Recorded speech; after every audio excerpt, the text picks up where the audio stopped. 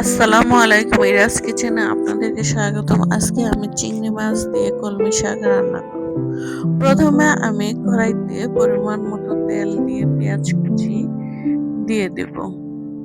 এরপরে আমি মরিচ কুচি দিয়ে দেব। হালকা ভেজে নেব। ভেজে নেওয়া হয়ে গেলে আমি আদা রসুন বাটা পরিমাণ মতো দিয়ে দেব। হলুদের গুঁড়ো দিয়ে দেব। এরপরে আমি চিংড়ি মাছ কুচিয়ে রাখা ওগুলো দিয়ে দেব। চিংড়ি মাছগুলো বড় বড় ছিল, এজন্য আমি ছোট ছোট করে কেটে দিয়েছি। পরিমাণ মতো লবণ দেব। কলমি শাকগুলো দিয়ে দেব। দিয়ে আমি নেড়ে চেড়ে নেব।